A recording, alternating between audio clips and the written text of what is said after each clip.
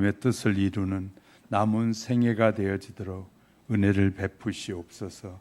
그 성령님이 우리와 함께 해주실 줄 믿고 예수님의 이름으로 감사 기도드립니다. 아멘. 하나님께서 믿음으로 살아가는 인생들이 늘 형통하려고 약속을 주셨다는 사실을 믿으시기를 주님의 이름으로 축복합니다. 9월의 마지막 주일이며 또 턱걸이에 들어선 우리는 올 한 해를 어떠한 믿음과 신앙의 삶을 살았는지를 돌아보면서 형통한 삶으로 마무리되어지어 가기를 주님의 이름으로 축복합니다. 본문은 이스라엘의 지도자였던 모세가 죽은 후에 후계자로 여호수아가 하나님의 지명을 받게 됩니다. 하나님께서 당대 시대마다 지도자를 세우는데 하나님이 부르셔서 세운다라는 사실이 강조되어지고 있습니다. 하나님의 교회를 이끌어갈 지도자는 사람이 뽑는 것이 아니라 하나님이 뽑는다는 거예요. 그래서 그 지도자를 하나님이 세우셔서 우리에게 말씀하신다라는 그런 믿음으로 우리가 말씀을 들을 때 하나님께서 더 큰 은혜가 우리 모두에게 임하게 될 줄 믿습니다. 알다시피 여호수아는 모세를 따라다니며 심부름하던 사람이었습니다. 이런 엄청난 그런 사람이 엄청난 사명을 받게 되었을 때 얼마나 두렵고 떨렸겠습니까?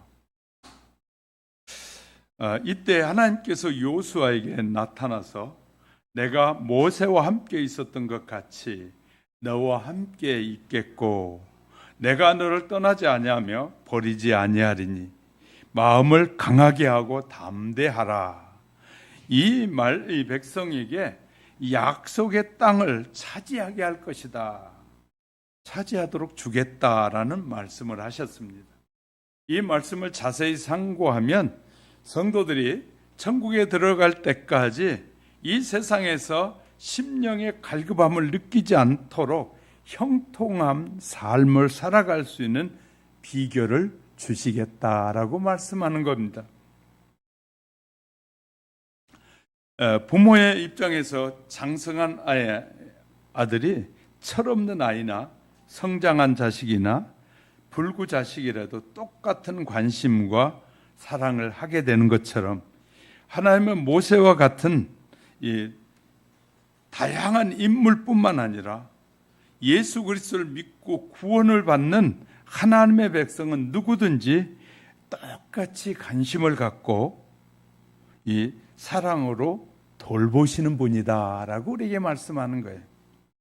우리가 때로는 좀 괴팍하기도 하고 때로는 어리석기도 하고 때로는 이 바보 같기도 하고 여러 가지 모습으로 우리가 살아갈지라도 예수 그리스도를 믿고 살아가는 모든 사람은 하나님이 똑같이 사랑하신다. 할렐루야. 세상에서 잘난 사람들이 참 많아요. 사람이 태어날 때부터 악해지는 것이 아니라 환경이 그렇게 만들어가기 때문입니다. 특별히 이제 이 한국 사회 같은 경우는 남아 선호 사상이 많았잖아요. 그래서 아들 하나만 있어도 그냥 딸들보다 아들에게 관심을 가졌던 그런 문화가 지금은 천천히 물러가고 이제 동등한 문화의 시대로 바뀌어가고 있어요.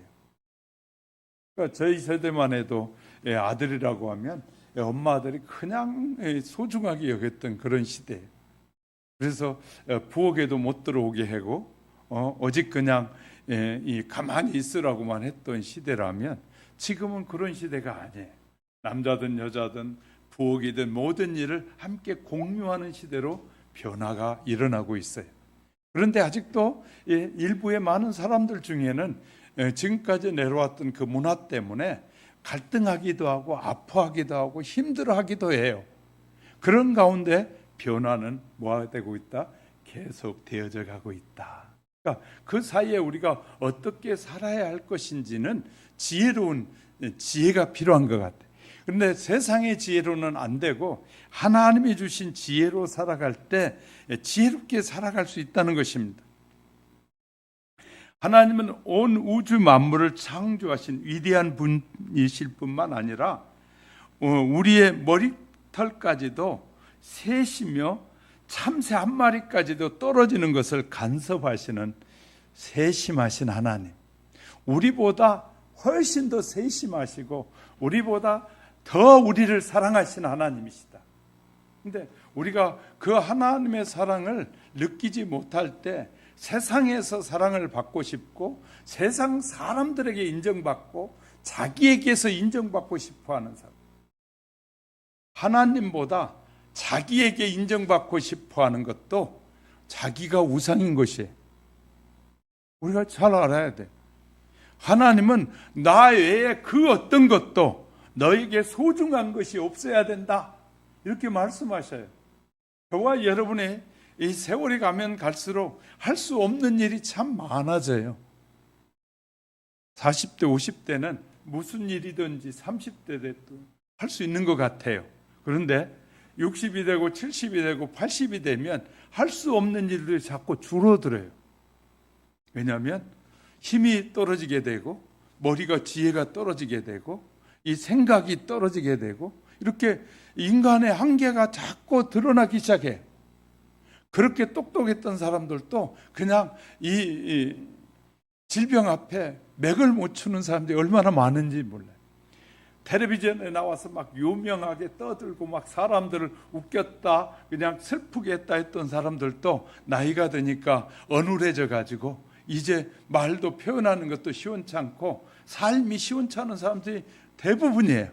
그러다 어느 날 병원에 입원했다 그냥 쓸쓸하게 떠나가는 것, 이것이 바로 인생이다.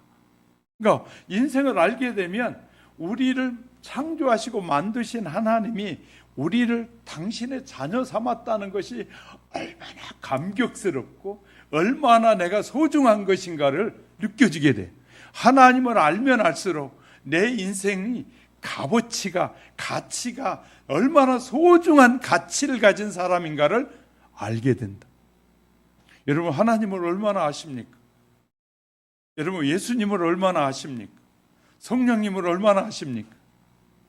우리에게 하나님께서 우리에게 당신을 드러내 보여줘도 당신을 드러내 보여준 부분을 더 열심히 상고하고 들여다보기보다는 세상에 훨씬 더 관심이 많아요. 우리가 살고 있는 세상은 잠시 잠깐이라고 수도 없이 우리에게 말씀하셔요. 너희가 나를 믿으면 영원히 나와 너와 함께 살지만 네가 이 잠시 잠깐의 세상을 사는 동안에 나를 부인하면 내가 너를 영원히 버리리라, 이렇게 말씀하셔요. 근데 이런 거에 관심이 없다가 어느 날 이제 죽음이 가까이 오면 그때서야 후회하는데 그때는 또 안 믿어지는 거예요. 아무리 믿어보려고 해도 하나님이 우리에게 믿음을 주시는 그 믿음이 없이는 내가 믿어보려고 하면 아무리 몸부림쳐도 믿을 수가 없어요. 근데 우리가 하나님의 말씀을 들을 때 믿어진다는 것은 엄청난 축복이에요. 가끔 저는 그런 생각을 해봐요. 우리나라에서 가장 똑똑한 대학이 어느 대학일까요? 서울대학이잖아요. 그리고 고대, 연대, 고대 세 개 대학이 우리나라에, 그러면 요새는 카이스트 대학 뭐 해가지고 인재들이 가는 대학이라고 말하잖아요. 의사들도 인재라고 말하잖아요. 그런데 그렇게 똑똑하고 잘 아는, 세상의 지식이 가득하고 학자들의 말을 잘 아는 그들을 세워서 하나님의 말씀을 선포하면 수많은 사람들이 믿고 따라갈 것 같은데, 저와 같이 서울대학도 연고대도 못 나온 저와 같은 사람을 불러서 하나님의 일꾼으로 세우시는 것이 제가 아무리 고민해봐도 말이에요, 이해가 안 되는 부분이 많아요. 그런데 하나님께 저에게 이해를 시켜주시는, 이렇게 시켜주셔요. 서울대, 연고대 나온, 카이스트 나온 친구들은 세상의 학자들의 말은 믿는데 하나님의 말씀은 안 믿는다는 거예요. 너는 내가 하는 말을 믿지 않느냐, 저에게 그렇게 위로하셔요. 수많은 사람들, 학자들은 세상의 말을 믿고 정치인들도 자기들의 생각을 말하고 사는데 너는 내가 말하면 믿지 않느냐. 하나님의 말씀이 믿어지고 하나님이 내 인생에 가장 유일하신 분이라고 믿어지니까 너는 그렇기 때문에 내가 너를 택한 거야. 서울대학 아니라 미국의 하버드 이런 대학을 그렇게 수도 없이 많은 나온 그들은 세상의 지식으로는 가득할지 모르지만 하나님을 아는 지식은 니보다 나보다 훨씬 떨어진다는 거예요. 하나님을 믿지도 않는다는 거예요. 그러니까 하나님이 보실 때는 저가 더 훨씬 예쁘다고 저기 말씀하시는 거예요. 여러분 이제 자녀를 길러보면요, 자녀들이 부모에게 잘하는 부모가 좋던가요? 부모의 가슴을 콕콕 찔러대고 부모가 안 준다고 막 아우성치고 덤비고 막 이제 나가 성인이 됐으니까 부모에게 반말 찍찍거리고 막 이 부모를 두들겨 패고 하면 그런 자식이 좋던가요? 여러분 생각해 보세요. 어떤 때는 수많은 고통을 가져다 주기도 해요.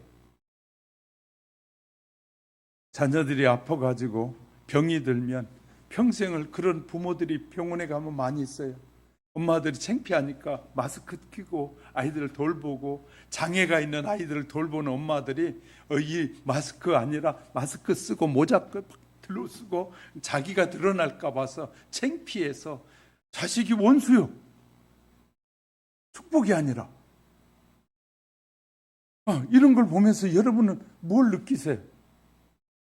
하나님이 저에게 너가 나를 믿기에 나는 너에게 나를 증거할 수 있도록 내가 너를 불렀다고.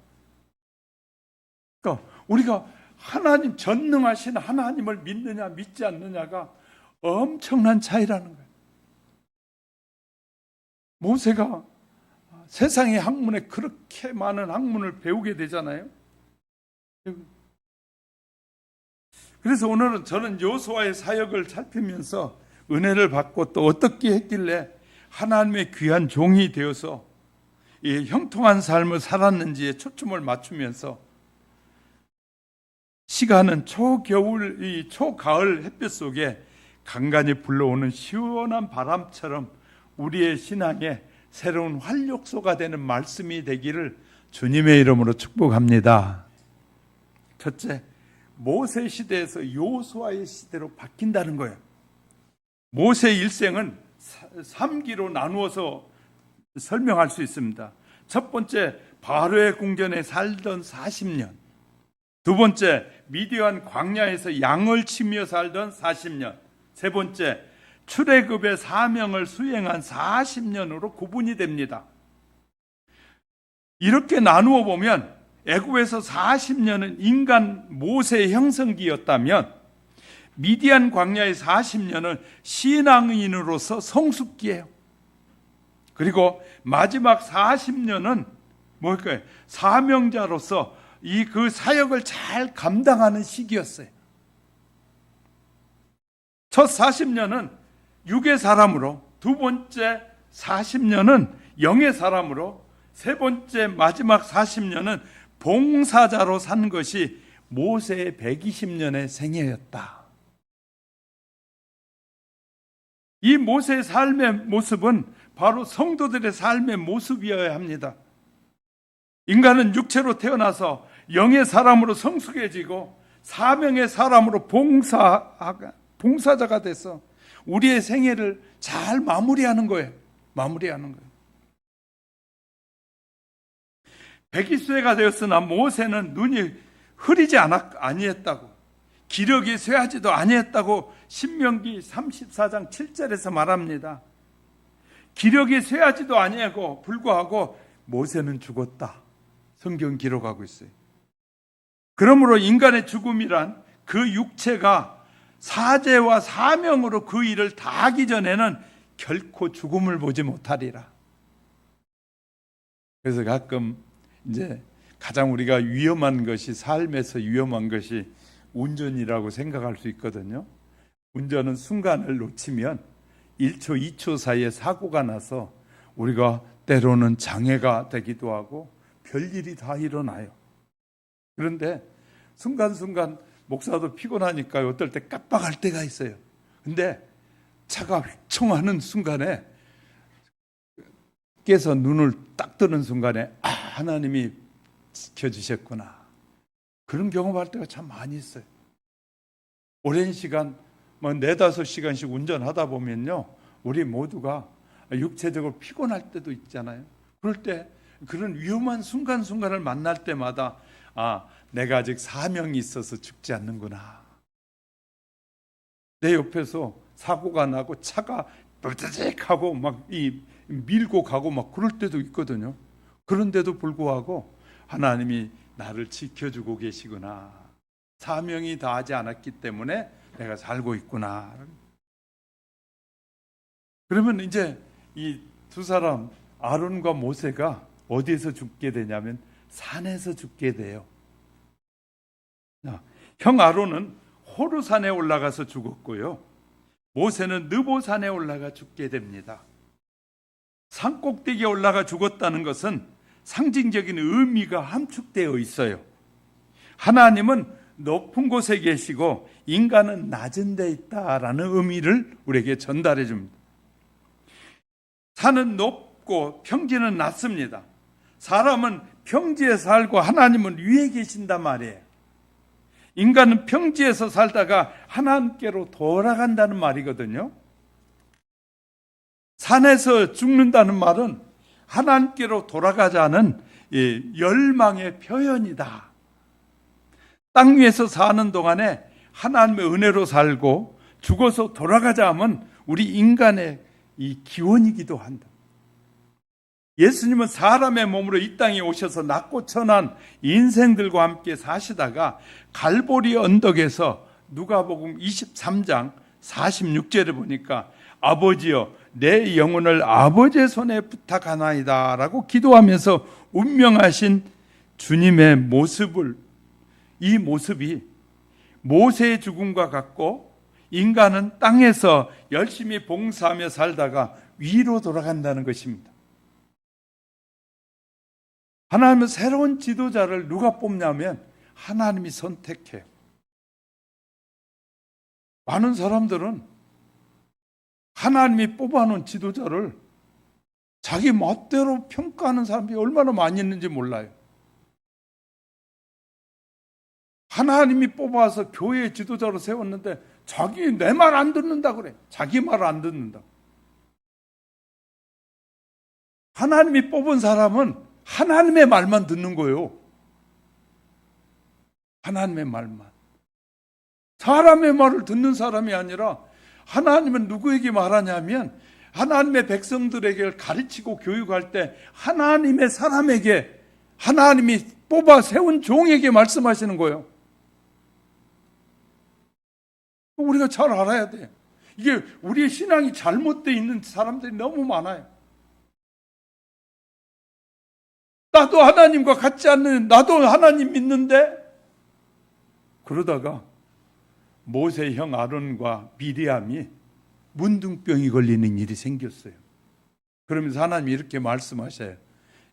모세는 동생이거든. 아론이 형이고 미리암이 누나예요. 그러니까 아론과 미리암이 이렇게 생각한, 우리도 하나님의 부름을 받았는데 네가 왜 자꾸 좌지우지하냐? 형이 있고 누나가 있는데. 그래가지고 미리암이 누나라고 하면서 뒤로 눌러버리려고 그러는 거예요.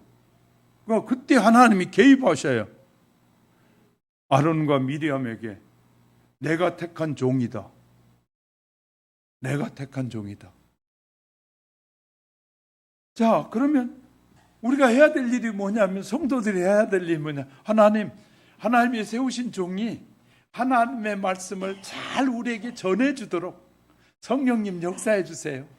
하나님의 종이 늘, 성령이 늘 충만해서 하나님의 뜻을 우리에게 잘 알려주게 해주세요 하고 기도하는 것이 하나님의 백성의 사명이에요. 할렐루야. 이제 우리가 이제 이런 사실들이 정말 잘 이해되어야 할 필요가 있는 거예요. 하나님의 종이 하나님의 말씀을 잘 이해하고 바르게 알아서 우리에게 잘 전해주도록 하는 것이 필요한 거예요. 근데 그러면 질서가 무너져 버리면 어떻게 될까요? 사탄은 세상의 질서를 다 무너뜨리고 싶어요. 우리 사회 질서가 지금 다 무너져 가고 있어요. 가정의 질서도 무너져요. 가정도 법원이라는 걸 동원해 가지고 그렇게 살려면 이혼해. 요새 방송에 나온 이 어떤 사람들은 하나님이 짝지어진 부부는 사람이 나눌 수 없다고 정해놨는데, 성경은 그렇게 말하는데 요새 법원에 가면 그렇게 살려면 이혼해버려요. 이렇게 말해. 그래서 가정들이 쪼개지기 시작했어. 그리고 질서가 무너져요. 우리 가족, 우리 집에 집사람이 더 소중합니다. 가정에 질서가 그럼 다 무너져 버리는 거예요. 근데 그 소리를 듣고 교회 와서도 하나님을 믿는다는 사람들도 그 말을 해. 세상에 이제 하나님의 말씀보다는 세상의 말이 훨씬 더 귀해지는 거예요. 그리고 하나님의 말씀 무시해버리는 거예요, 자꾸. 하나님이 우리를 부르셔서 예수님을 보내서 세상에 이 십자가에 죽기까지 피를 흘리게 하신 이유는 뭐냐면 우리를 구원하여 하나님의 백성으로 살게 하시려고 우리를 불렀다는 거예요. 그러면 하나님의 말씀을 따라 살게 하려고 불렀는데 자꾸 우리는 세상의 영향을 받아가지고 세상이 이러는데 교회가 그래요? 이런 말을 하는 거예요. 세상이 변했는데 하나님이 변했나요? 이렇게 묻는 거예요, 저는. 세상이 변했다고 하나님이 너희들 세상이 변했으니까 너희도 다르게 살아라, 그렇게 말씀하시지 않아요. 세상은 변해도 너희는 변함없이 나만을 사랑하고 섬기면 내가 너희를 영원토록 보호하고 축복하리라. 이것이 성경이잖아요. 할렐루야. 그러니까 세상이 별짓을 지랄을 다 하더라도, 짓을 다 하더라도 우리는 하나님의 말씀대로 살라고 불러주신 거예요. 할렐루야. 그러니까 하나님의 말씀을 잘 전하는 자가 좋은 일꾼이고 또 하나님의 말씀대로 사는 자가 좋은 백성이에요. 할렐루야.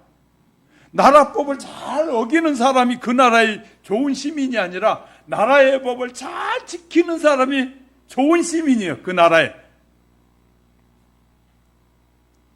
그래서 세금을 안 내면 서울시에도 세금 걷는 기동대가 생겼잖아요. 그래가지고 남의 집에 들어가서 아예 금고도 털고 막 다 뒤집어 가지고 있는 돈 다 세금으로 걷어가잖아요. 말도 안 되는 일이에요. 그죠? 근데 법이 그러니까. 하나님께서 이스라엘 백성들에게 내가 너희의 법이다, 내가 준 것이 법이다 그랬는데 이스라엘 백성이 사람들이, 세상 사람들이 좋아하니까 우리도 따라가고 싶어요. 그런 법을 주세요. 그런 왕을 세워주세요. 그러니까 하나님이 이렇게 말씀하셔요. 그 왕은 너희들에게 아들도 끌고 가고 딸도 끌고 가고 너희 재산도 빼앗아가고 그럴 거다. 그래도 세우기를 원하느냐? 그러니까 이스라엘 백성은 그래도 좋아요.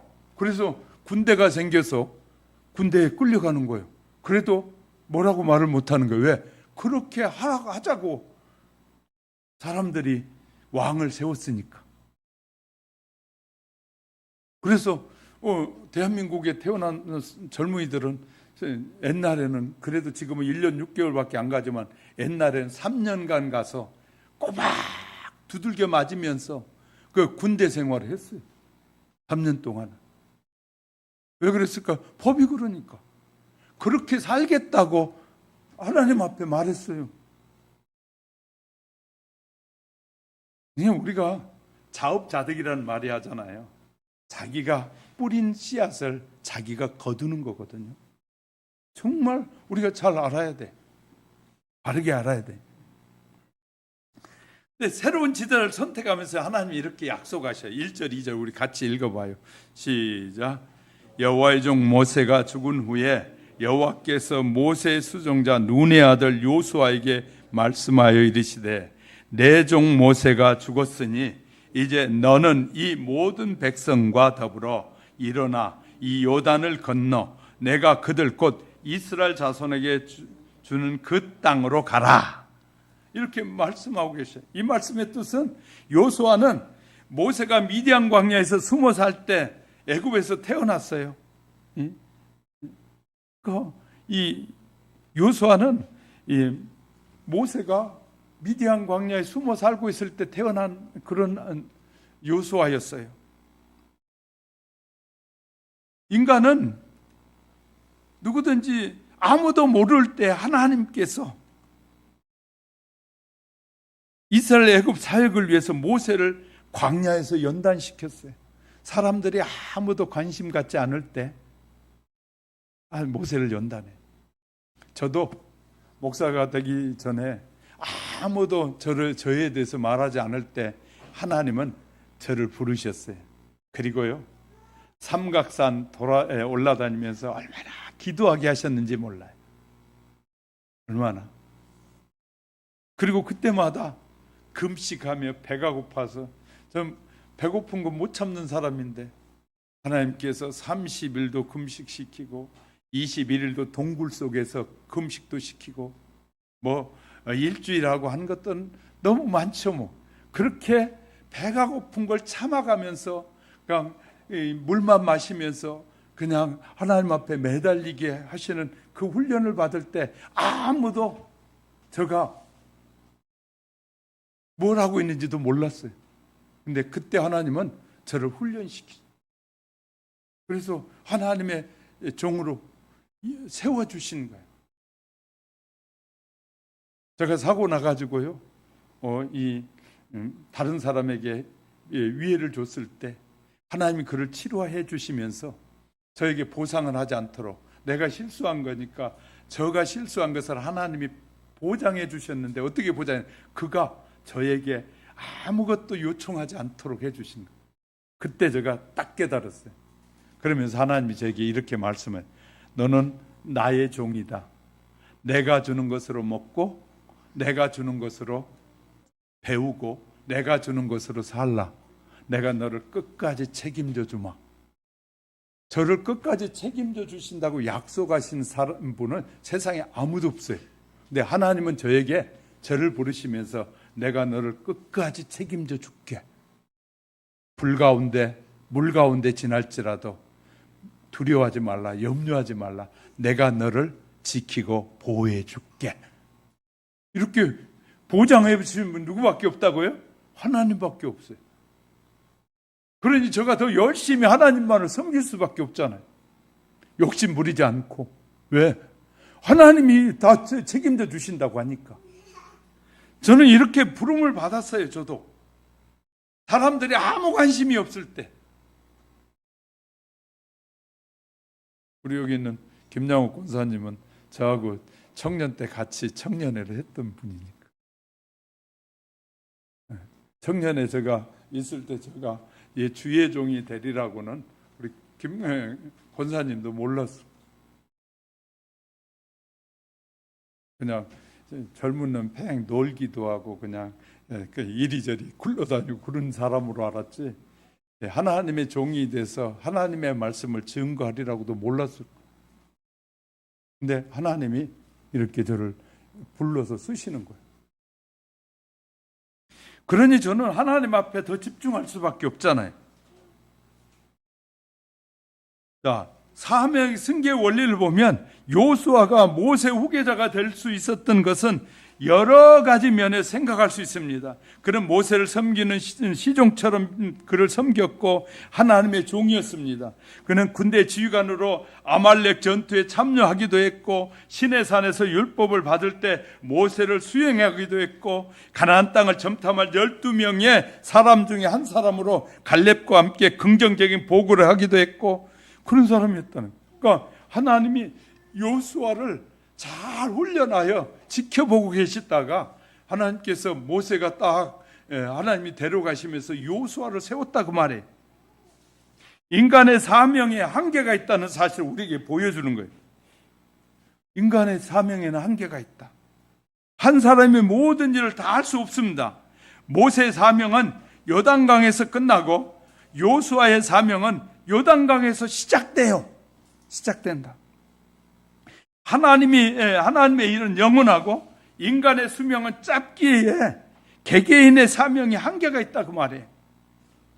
사람은 저마다 자기에게 주어진 사명을 다할 때까지만 이 세상에 생존하는 거예요. 우리가 자녀를 낳는 것은 하나님의 일을 계승하는 일이기도 해요.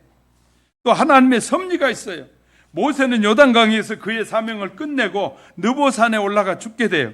느보산은 하나님께서 이스라엘 백성들에게 허락하신 땅 경계예요. 약속의 땅에 들어가기 전에 있는 땅이 바로 느보산이에요. 느보산에서 보면 이스라엘이 하나님이 약속한 땅이 쫙 보여요. 저도 느보산에 올라가 보니까 그러면서 거기서 보면 요단강 건너 하나님이 약속한 땅이 쫙 잘 보이는 곳, 그곳에서 하나님이 보여주시고 데려가셔요. 다시 말해 약속의 땅에 못 들어갔는데 예수님도 똑같다는 사실 아십니까? 예수님도 갈보리에서 죽으시고 약속한 곳이 아니라 약속한 땅 밖에서 예수님도 호천하셨어요. 하나님의 부름을 받았단 말이에요. 죽음은 믿음이 없는 인간에게는 슬픈 일이에요. 그래서 우리가 막 이 미움이 많고 원망이 많은 사람은 죽으면 내가 갚지 못한 것 때문에 슬픔이 복받쳐서 더 운다고 그래. 이제 일반 심리학자들의 얘기입니다. 그러니까 지금까지 그냥 저 사람이 막 막말도 하고 막 내게 힘든 말을 많이 했는데 갑자기 죽으니까 내가 언젠가 복복하리라, 갚아주리라 하는 생각이 있는데 갑자기 죽어버려요. 그러니까 그게 그냥 속이 상해서 막 울다 보면 속이 이래 후련해진다는 거예요. 인간이 그런 겁니다. 죄성을 가지고 있기 때문에 인간이 그런 겁니다. 근데 그래서 막 슬픔이 밀려와요. 그러나 하나님의 뜻을 아는 사람은 새로운 약속의 세계가 펼쳐지는 거잖아요. 자, 하나님을 믿는 사람은 죽은 것이 아니라 잔다는 거잖아요. 성경은 자다가 깨어나면 새로운 세계에 들어가는 것이 죽음이에요. 그러니까 죽음을 맞이하는 사람에게 슬퍼할 이유가 있어요, 없어요? 전혀 없는 거예요. 그래서 우리는 예배하고 찬양하잖아요. 하나님께서 새로운 길. 그래서 이제 우리는 천성으로 가는 길에 이 환송 예배를 드려주잖아요. 장례 예배 안 드리고 이제는 환송 예배를 드려요. 좋은 천국으로 가시는 분을 환송해 드리는 예배를 드려요. 그리고 우리는 이렇게 찬양해. 며칠후 요단강 건너가 만나리. 이건 희망이잖아요. 할렐루야. 그래서 장례식장에서 희망을 노래. 수많은 세상의 사람들은 멸망의 길을 가기 때문에 슬퍼하지만 예수 그리스도를 나의 구주로 고백한 사람들은 며칠 후 있다가 만날 것이니까 만날 날 기대가 있기 때문에 우린 찬양하면서 다시 곧 만나 먼저 가서 잘 준비하고 계세요 하고 기다리는 삶. 이것이 다른 거예요. 그래서 믿지 않는 가정의 장례와 믿는 사람의 집의 장례는 다르더라. 이것이 세상에 다 알려지고 있잖아요. 증거되어지고 있는 겁니다. 근데 그런 모세 요수아에게 하나님께서 뭐라고 하실까요? 너와 함께 하리라 약속하신 거예요. 모세가 죽은에 여호와 하나님께서 모세의 종 요수아를 부르셨습니다. 그리고 그를 이스라엘의 지도자로 삼으셨는데 이는 그에게 백성과 같이 요단을 건너 열조에게 약속한 젖과 꿀이 흐르는 가나안 땅을 주시기 위함이었다. 약속을 왜 주냐면 왜 하나님은 우리에게 약속, 신약과 구약이라는 새로운 약속을 주셨느냐면 영원한 땅을 우리에게 주시겠단 말이에요. 할렐루야. 영원 땅을 주신다. 더불어 그가 신실하게 모세를 통해서 주신 율법을 준수한다는 조건 하에서 하나님께서는 요수아에게 강력한 도우심을 약속해요. 그 약속이 뭐냐면 특별히 5절과 9절에 내가 너와 함께 하겠다는. 누가 함께 하네? 하나님이 함께 하신다는. 전능하신 하나님, 능력의 하나님, 모든 것을 창조하신 하나님이 내가 너와 함께 하겠다. 이것보다 더 강력한 약속이 어디 있겠어요? 이것보다 더 소중한 약속이 어디 있겠어요? 내가 너와 함께하리. 요사와 현대를 살아가는 하나님의 백성들에게도 더더욱 큰 위안과 용기와 격려의 말씀이 바로 이 말씀인 거예요. 내가 너와 함께하리라. 이 약속은 약한 자를 강하게 만드는 약속이에요. 자신을 부족함을 절실하게 깨닫고 있던 요수아에게 있어서 이 말씀은 너무너무 크고 위로가 되는 말씀이었어요. 왜? 갑자기 자기가 잘 섬기던 이 모세가 그 눈도 총명이 있었고 몸도 건강한 사람 갑자기 데려가 버리니까 요수아 입장에서는 정말 황당한 일이잖아요. 그런데 그런 황당한 요수아에게 하나님이 내가 모세와 함께했던 것처럼 내가 너와 함께하리라. 그랬으니 연약한 이 요수아에게 얼마나 힘이 됐는지 몰라요. 오늘도 마찬가지입니다. 예수 그리스도를 나의 구주로 믿고 고백하는 모든 하나님의 신실한 백성들에게 내가 너와 함께할게 라고 말하는데도 하나님이 함께한데도 우리는 안 믿어. 수많은 사람이 안 믿어. 하나님은 하나님이고 나는 나요. 이건 우리의 믿음이 성장하지 못하고 있다는 거예요. 저와 여러분의 믿음이 10년, 20년 이렇게 변하면 성장해야 되거든요. 자, 절 보세요. 여러분의 자녀들 중에서 장애가 생기더니 어느 날부터 아이가 크질 않아. 그래서 가끔 길거리에서 만나면 어떤 아이들 요만해. 어떤 이 아이들은 등치는 저보다 큰데 엄마 손잡고 침 흘리면서 따라다녀. 그러면 누가 가슴이 아플까요? 이 침 흘리고 다니는 이 아이는 몰라. 누가 가슴이 아파? 하나님이 부모가 가슴이 아픈 것처럼. 성장하지 않으면 누가 기뻐하지 않는다고요? 하나님이 기뻐하지 않아요. 우리 주위에 가끔 장애를 그래가지고 막 갑자기 안 하던 짓을 막 해불고 그러면 엄마들이 막 이 아이 붙잡고 다니다가 어쩔 줄. 우리 요 앞에 길에도요 등치가 저보다 큰 이 아들을 엄마가 손잡고 이렇게 끌고 가. 그 엄마들은 얼마나 가슴이 아프겠어요. 성장하지 않으니까. 장애가 있으니까. 우리가 장애를 만나가지고 믿음이 못 자라는 사람이 많이 있어. 명예의 장애. 그래서 명예가 더 소중해, 하나님보다. 돈의 장애. 돈이 하나님보다 더 소중해. 정치의 장애. 정치인들의 말이 하나님의 말보다 더 소중해. 그래서 목사들이 정치 말도 꺼내지 말라고 그래. 제가 총회 가서도 그런 사람 만났더니 목사님, 우리 교회는 정차만 꺼냈다가는 쪽박 날지 몰라. 그래서 제가 당당하게 말했어요. 하나님이 정치의 주인이 하나님이야. 세상의 주인도 하나님이시고 세상의 모든 만물이 하나님의 것인데 올바로 정치하라고 말 못한 벙어리라면 짓지 못한 개만 또 못하지. 올바로 정치하라고 말해야 되잖아. 하나님의 정치 방법이 가장 좋은 방법이라고 말해야지. 우리 교회는 전라도 사람이 80%예요. 그래가지고 정치 얘기했다가는요 80% 다 나갈 거예요. 그래. 날 불러. 그렇게 자신 없으면. 왜 그래요? 왜냐하면요. 아니 하나님이 모든 세상의 주권자신데 말을 못한다는 거예요. 세상에 그런 세상이 된 거예요. 주의 종들의 입을 누가 막냐면 사탄이 막아요. 하나님의 말 못하게 하는 거예요. 하나님이 위대하신 분이라고 말을 못하게 하는 거예요. 그리고 뭐라고 말하게 하냐면 저 북한에 있는 김정은이가 더 위대하다라고 말하게 하는 거예요. 가끔 우리나라의 지도자들이 북한에서 젊은 애가 말하는 그 말 듣고 우리나라 정책을 바꾸는 그런 지도자들도 있어요.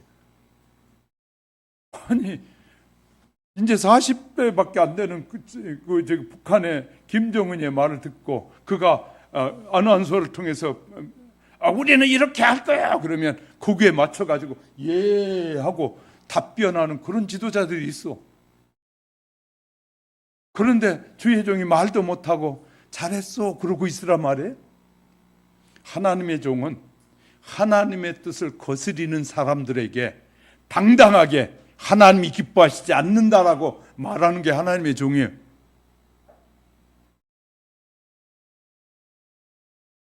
가정에서 아빠가 자식이 잘못하는데도 괜찮아 그렇게 말하는 부모가 있다면 그 부모는 병신된 거예요. 야, 왜 그렇게 사니? 그렇게 살지 마라. 정당하게 말해야죠. 그게 부모의 자격이에요. 하나님께서 부모에게 주신 그 자격이에요. 근데 말을 못해. 다 큰 놈한테 뭐 어떻게 그런 말을 해요? 하지 말아요. 그렇다면 벌써 그 영에 사로잡힌 거예요. 하나님께서 우리에게 부모라는 이 자격을 준 것은 뭐 하라고요? 가르치고 바르게 세우라고 준 거예요. 명절에 자녀들 다 왔을 때 신앙생활을 안 하는 자녀가 있으면 당당하게 말해. 나 엄마가 기도하고 있지 않느냐, 아빠가 기도하고 있는데 너 그렇게 살면 안 된다, 이렇게 말해야죠. 그것이 하나님이 기뻐하는 말인 거예요. 밥 많이 먹었냐? 고기 많이 먹어라. 그것이 좋은 일이 아니라 올바른 신앙으로 살아야지, 기도하며 살아야지, 예배하자, 이렇게 말할 수 있는 부모가 하나님이 기뻐하는 부모 아니겠어요? 우리는 하나님의 뜻이 무엇인지를 잘 아는 것 같은데 하나님을 모르는 사람들이 너무나 많은 거예요. 하나님을 몰라요. 무엇보다도 부모의 신앙이 자녀에게 영향을 미치는 거거든요. 그렇기 때문에 당당하게 그렇게 말하고 살아야 돼요. 그 자녀가 싫어하든 좋아하든. 왜냐하면 부모가 어른이. 그러니까 요새는 얼마나 웃기는 세상이 됐는지, 여기 중학생들, 고등학생들이 내려와서 골목에 담배 피우면 어른들이 보다가도 야, 그건 좋은 거 아니야 라고 말도 못하고 혹시 때릴까 봐 그렇게 도망가. 저희는 안 그래요. 저는 야, 그거 맛있니? 제가 이렇게 물어요. 그거 피우니까 맛있어? 뭐 애들이 쭈비쭈비 돼. 건강에 안 좋은 거야. 그런 거 하지 마. 당당하게 말할 수 있어야 돼요. 어른이 뭐가 어른이냐면 병신같이 입 떡 다물고 있는 게 어른이 아니에요. 어른은 그 사회를 바르게 이끌어가고 세워갈 책임이 누구에게 있다고? 어른에게 있는 거예요. 부모가 바르게 가르치지 않았는데 어떻게 아이들이 바르게 살겠습니까? 하나님의 말씀을 바르게 말하지 않는데 어떻게 하나님의 백성이 하나님의 말씀대로 살겠냐 그 말이에요. 우리가 잘 알아야 돼. 하나님의 말씀대로 사는 백성에게도 원칙이 있어요. 하나님은 우리에게 하나님이 정해놓은 원칙을 따라 살라라고 말씀하시는 거예요. 이해가 되셨으면 아멘. 하나님이 정하신 원칙을 따라 사는 것이 하나님은 내 백성이다 그래. 자, 이웃집, 내 자녀가 이웃집 아저씨만 좋아해. 이웃집 아저씨만 보면 막 좋아해가지고 따라가고 그 아저씨가 최고라고 찾고 그래. 그러면 아빠가 마음이 편할까요? 좋을까요? 이놈 새끼는 내 새끼인가? 저 집 새끼인가?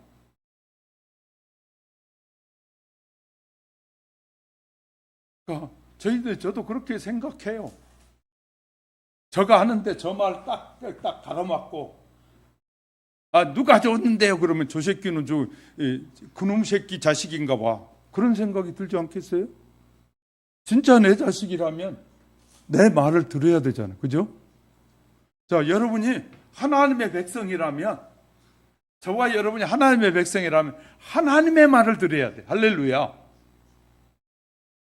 그땐 좀 아멘 해봐요. 싫어요? 아따매 정말 정신 바짝 차리자고요. 그래도 안 웃네. 우리 정신 바짝 차리고 살아야 돼요. 하나님이 그러려고 우리를 부르셨다는 거예요. 그리고 말씀을 주신 거예요. 미국에 가잖아요. 미국의 법을 가르쳐요. 미국 시민이 되잖아요. 미국 시민이 살아가야 될 규칙이 다 있어요. 그래가지고 그 규칙대로 살지 않으면 벌금이 나오고 구류시켜요. 미국에서도. 내 마음대로 살면 된다고요? 이 말도 안 되는 소리 하는 거예요. 그러니까 이 우리의 지식이 잘못된 지식으로 가득 차 있는 경우가 많아요. 대한민국에 살려면 대한민국의 법에 순종해야 대한민국에서부터 혜택을 받아. 근데 하나님의 백성이 하나님의 말씀을 듣지 않으면서 하나님께 혜택을 받고 싶어 하고 하나님의 도우심을 받고 싶고 하나님의 복을 받고 싶어 해. 하나님 것 당연히 드려야 되는 건데 드리지 않고 내가 복 받으면 할게요. 지금 복은 벌써 다 받았어요. 복은 뭐냐? 내가 예수 그리스도를 믿는 것이 복이에요. 우리가 성경을 잘못 이해해가지고 너무나 많은 사람이 목사님 내가 복 많이 받으면 헌신하고 살게요. 다 드리고 살게요. 거짓말이에요 그건. 왜냐하면 성경을 아는 사람들 입장에서는 수준이 참 아래구나, 아직도 멀었구나 그렇게 볼 수밖에 없잖아요. 왜냐하면요 벌써 우리는 하나님의 자녀가 됐다는 자체가 벌써 우리는 복을 받은 사람이에요. 이제부터 내가 복받은 삶을 살기만 하면 그에 필요한 모든 것을 공급하신 분이라고 성경은 우리에게 말씀하셔. 할렐루야. 그러니까 저와 여러분이 하나님의 복을 받은 자답게 살면 그 삶에 필요한 모든 것을 공급하시는 분이 하나님이야. 그러니까 우리가 우선 이게 순서가 잘못되어 있으면 이 문제가 되는 것처럼 모든 것이 마찬가지입니다. 복을 받는 것도 순서가 있죠. 복을 주면 내가 할게요는 그 말이 안 되는 말이에요. 우리는 벌써 받았어. 그러니까 그 약속을 믿고 살아. 그러면 하나님이 위기 상황 모든 상황에서 다 주셔. 할렐루야. 이게 신앙이에요. 하나님의 약속이에요. 어떻게 하면 형통한 삶을 가능하다고요? 변함이 없는 믿음과 큰 꿈을 가져야 돼. 그리고요, 약속한 강하고 담대한 믿음이 있어야 돼. 디모데후서 1장 7절에서도요, 하나님이 우리에게 주신 것은 두려워하는 마음이 아니요 오직 능력과 사랑과 근신하는 마음이니. 본문 5절에서도 본문에 너의 평생에 너를 능히 당할 자가 없으리니. 나를 당할 자가 없다. 평생에 당할 자가 없으리니 내가 모세와 함께 있던 것 같이 너와 함께 할 것이다. 우리와 함께 하신다는 거예요. 그건 문제는 절 보세요. 아버지를 부르지 않고 찾지 않으니까 문제예요. 그러니까 어려운 일이 있을 때 아버지 이런 문제가 있는데 이거 어떻게 해결해요? 그러면 아버지가 훨씬 더 경험이 많으니까 자식에게 이러이러 한번 어떨까 하고 제안을 하면 그렇게 살면 복이 임해요. 근데 아들이 너무 똑똑해. 그래가지고 아버지가 이렇게 삶의 경험을 얘기해 줬는데 아이고 아버지 몰랐어. 저 그렇게 무식해요? 내가 더 잘하네? 아버지 말 무시해버려요. 그런 사람들은요 결코 삶이 형통하지 않아요. 왜냐하면요 이 삶의 경험을 통해서 얻어진 삶이 얼마나 큰지를 몰라서 하는 말이에요. 그런 사람들은요 늘 뒤따라다니면서 살아야 되고요. 늘 다른 사람이 주는 거 얻어먹는 삶을 살 수밖에 없어요. 그러나 하나님을 바르게 믿고 사는 사람은 하나님이 주신 것에 너무너무 감사하게 돼. 오늘 강하고 담대하라는 거예요. 그래서 저는 내일 아침 먹을 거지가 없어서 걱정 안 한다니까요. 기도하면 돼. 아버지 내일 아침 없는 거 아시죠? 내일 써야 될 돈 아시죠? 하나님 필요한 대로 공급해 주세요. 안 주면 안 쓰면 돼. 주면 그거 쓰면 돼요. 내가 나를 컨트롤하신 분은 그것이 내 삶에 있어야 할지 없어야 될지 나보다 나를 더 잘하신 하나님. 할렐루야. 나보다 나를 더 잘하신 분이 해주는데 얼마나 맡기니까 얼마나 편한지 몰라요. 내가 약속을 하고 내가 지키려니까 못 지켜져서 그냥 힘들어 어려워하잖아요. 하나님이 주신 약속 다 붙잡고 있으면 얼마나 편한지 몰라요. 하나님의 약속이 훨씬 더 우리의 내 약속보다 더 소중한 약속이. 그러고 또 우리에게 맡긴 직분, 하나님이 교회에 그냥 보내서 여러분의 직분 주신 것이 아니에요. 우리 안수 집사님이나 권사님들 그냥 기도, 대표 기도 다 열심히 해주셔요. 얼마나 감사한지 몰라요. 여러분들이 하나님 이렇게 세운 직분자들이 열심히 준비해서 하시니 참 감사합니다. 여러분 준비하면서 여러분의 마음속에 느껴지는 거 있을 거예요. 기도는 했는데 내가 기도대로 살지 않으면 양심의 가책이 생기는 거거든요. 그러니까 우리가 기도를 통해서 수도 없이 하나님께서 깨닫게 하시고, 말씀을 통해서도 깨닫게 하고, 기도를 통해서, 삶을 통해서 하나님이 얼마나 많이 깨닫게 하시는지 몰라요. 우리에게 주는 직분 잘 감당.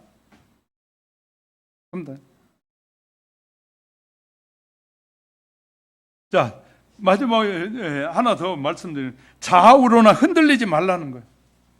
많은 사람들이요, 하나님의 편에 섰다, 세상 편에 섰다, 이랬다 저랬다 하는 사람이 너무너무 많아.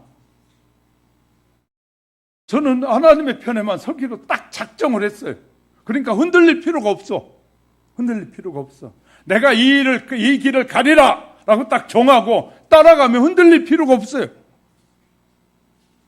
자, 오늘 본문에서 요수아에게 말합니다. 7절에서 좌로나 우로나 치우치지 말라. 그리하면 어디로 가든지 형통하리라. 자, 절 보세요. 요수아에게 한 말씀이, 네가 좌로 우로 치우치지 않고 하나님만 바라보고 가면 형통하리라. 저와 여러분이 하나님만 믿고 끝까지 가면 나이가 들든 젊든 하나님께서 책임져 주신다는 사실을 믿으시기 바랍니다. 할렐루야. 그렇게 약속하시잖아요. 내가 너와 좌로나 우로나 치우치지 말라. 그리하면 어디로 가든지 형통하리라. 신앙도 마찬가지입니다. 도가 지나쳐 신비주의에 빠진 사람이 있어요. 그래가지고요, 이 직분자들이 막 세상에 기적이 일어난다 그러면 그냥 끼웃거리고 가고, 하나님의 말씀하셨다 그러면 그냥 이상한 소리에도 그냥 믿고 따라가는 사람들이 많아 있어요. 그러나 이건 매우 위험한 것이에요. 이제 그것은 어릴 때는 신비한 일이 있다 그러면 막 쫓아가기도 하고 하지만, 어른이 된 다음에는 신비한 일이 있다고 해도 쫓아갈 필요가 없어요. 왜? 하나님의 약속이 딱 붙잡았으니까. 할렐루야. 이거 필요해요. 그러면 형통한 삶은 하나님의 말씀에 순종할 때 형통하다는 거예요. 자, 그래서 8절에 보면 이렇게 8절에서 말씀하고 계셔요. 8절에 한번 읽어봅시다. 시작. 이 율법책을 내 입에서 떠나지 말게 하며 주야로 그것을 묵상하여 그 가운데 기록한 대로 다 지켜 행하라. 그리하면 내 길이 평탄하게 될 것이라. 내가 형통하리라. 형통을 얘기했잖아요. 좌우로 흔들리지 말면 형통할 것이고, 또 하나님의 말씀을 묵상하고 그 가운데 기록한 대로 행하면 형통하리라. 할렐루야. 뭐가 형통한 삶이라고요? 여러분의 삶이 형통해지는 비결을 설명하고 있어요. 그래서 시편 기자는 주의 말씀은 내 발의 등이요 내 길의 빛이니이다. 그러니까 그러면 하나님이 어떤 사람을 버리느냐? 잘 보세요. 하나님이 버린 사람이 있었어요. 사울이란 왕이 있었잖아요. 사울이란 왕이 하나님의 말씀에 계속 불순종했어. 하나님의 말씀대로 살지 않고 이 선지자의 말도 듣지 않았어요. 그리고 자기 주관대로 사는 거예요. 자기 생각대로. 제사장이 제사를 해야 되는데 왕이 제사를 대신 그냥 선지자가 늦게 온다고 자기가 제사도 해버리고. 그래서요, 사무엘상 15장 23절에 이렇게 나와요. 왕이 여호와의 말씀을 버렸으므로 여호와께서도 왕을 버려 왕이 되지 못하게 하셨나이다. 뭐가 될까요? 하나님이, 네가 하나님을 버렸으니까, 하나님이 너를 다시 불렀는데 네가 하나님을 버렸으니까 하나님도 너를 버린다. 그 이제 우리는요, 우리가 철저한 예배와 신앙생활을 잘 하셔야 돼요. 그러면 여러분은 하나님이 형통한 삶을 살도록 남에게 속고 이 근심 걱정 염려하지 않도록 하나님이 다 지켜주신다는 거예요. 지켜주신다. 자, 이 약속을 우리에게 해주세요. 그러니까 그러므로 우리는 정말 조심해야 될 것은 수많은 소리들을 조심해야 돼. 그래서 우리의 신학과 신앙은 보수적이어야 돼. 보수해야 된다. 근데 신앙과 신앙을 보수하지 않으면, 지키지 않으면, 그 지킨다는 말은 이제 그래서 보수주의가 나쁜 것이고 진보주의가 좋은 것이라고 사람들은 편견을 갖고 자꾸 생각해요. 근데 성경이 말하는 것은 하나님의 말씀을 지키는 자가 복이 있다고 그러잖아요. 세상이 변했으니까 너희도 세상을 따라 살아라고 성경이 말하지 않고, 성경은 내가 기록한 말씀은 7,000년의 역사 속에 모든 것이 이 말씀으로만 심판하시겠다고 하잖아요. 그러니까 세상이 아무리 변해도 하나님의 말씀대로 심판하시기 때문에 너희는 하나님의 약속의 믿음을 보수해라, 지키라 그 말이에요. 할렐루야. 세상이 변해도 우리 이제 환경이 변했잖아요. 옛날에는 제가 어렸을 때도요, 예배당에 이렇게 예배를 마주 보고 못 드렸잖아요. 가운데 커튼을 쳤어요. 이쪽은 여자, 이쪽은 남자. 남녀 혈색, 부동색 같이 하면 안 된다고 그래가지고 그런 한국의 문화 때문에 이렇게 커튼을 여기까지 쳤어요. 그리고 바닥에 앉아서 드렸어요. 근데 문화가 바뀌었어요. 이 바닥에 앉으니까 안 좋으니까 의자로 바뀌게 되고 커튼도 없어져. 이런 문화는 바뀔 수 있어요. 그러나 우리의 하나님을 향한 신앙은 바뀌면 안 돼요. 할렐루야. 바뀌면 안 된다고. 그러니까 환경과 여건은 얼마든지 변할 수 있어요. 그러나 우리의 신앙은 지켜져야 한다. 신앙은 지켜져야 한다. 그래서 그런 지키는 자에게는 누가 뭐 한다고요? 하나님이 함께 하시겠다. 성령으로 역사하시겠다. 그러므로 하나님이 늘 저와 여러분이 이제 오늘날 많은 시대 사람들이 하나님을 제대로 안 믿는 사람은 하나님은 땅속에 있으면 모르는 줄 알고, 그래서 땅속에 카바렛이 많고 어두운데 뭐가 많냐면 이상한 짓 하는 것이 어두운 데 많아요. 왜냐하면 거기에는 하나님이 못 보는 걸로 착각해. 근데 요새는 이 CCTV라는 것을 통해서 우리에게 하나님이 어떻게 보시는지를 다 알려주고 계세요. 중국 CCTV는 중국에서 그 CCTV 안에다가 자기들이 볼 수 있는 칩을 넣어놨어요. 그래가지고 우리가 지금 찍는 모든 이 CCTV가 중국에서 텔레비전에 딱 틀어놓고 몇 번 CCTV 나와라고 딱 누르면 이 예배 드리는 것도 다 나올 수 있어요. 행동이 다 나오는 거예요. 중국에서. 그러니까 우리나라에 있는 길거리에 있는 CCTV의 50%를 중국 것이, 50% 이상을 중국 것이 했는데 지금 난리 난 거예요. 정부가 50% 이상의 이 CCTV가 다 한국 사람들 중국에서 보고 있어. 행동하는 거, 말하는 거 다 지켜보고 있는. 자, CCTV만 달려지면 다 세계 어디서든지 다 보아. 이제 그런 시대가 된 거예요. 우리는 이제 이런 걸 보면서 과학이 하나님을 더욱 철저하게 가르쳐주고 계신다. 하나님이 어떤 분인가를 알려주고 계신다.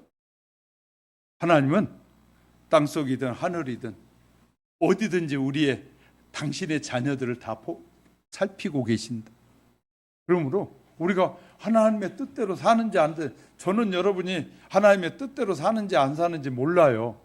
교회 떠나고 나면 다음 주일날 만날 때까지 어떻게 사는지 몰라. 그런데 저는 모르는데 저를 부르신 하나님은 아신다고 말씀하시죠. 그들이 어디에서 어떤 짓을 하고 어떻게 싸우고 말도 안 되는 소리를 하고 하나님의 자녀답게 살지 못하고 하나님의 영광을 가리는지 드러내는지 다 아신다고 저에게 말씀하십니다. 그러므로 우리 모두 다 하나님 앞에서 늘 바른 삶을 살고 함께 하리라고 하신 그 약속이 지금도 이루어지고 있다는 사실을 믿고 살아가는 신실한 백성들이 되시기를 주의 이름으로 축복합니다. 눈을 감으시고요, 잠시 기도하려고 합니다. 여러분은 어떻게 살고 있습니까? 여러분의 인생을 형통하게 하려면 어떻게 해야 된다고요? 하나님의 말씀을 주야로 묵상하면서 그의 말씀이 하는 말씀을 따라 살 때 형통한 삶을 살 수 있다라는 이 말씀이 저와 여러분 속에 늘 함께 하시기 바라고요. 여러분의 삶을 어거하는 그런 말씀이 되길 바랍니다. 그렇게 살지 못했다면 하나님, 내가 하나님의 말씀대로 바로 살겠습니다. 하나님이 기뻐하는 예배, 하나님이 기뻐하는 전도, 하나님이 원하시는 직분의 삶을 잘 살겠다는 고백을 잠시 드립시다.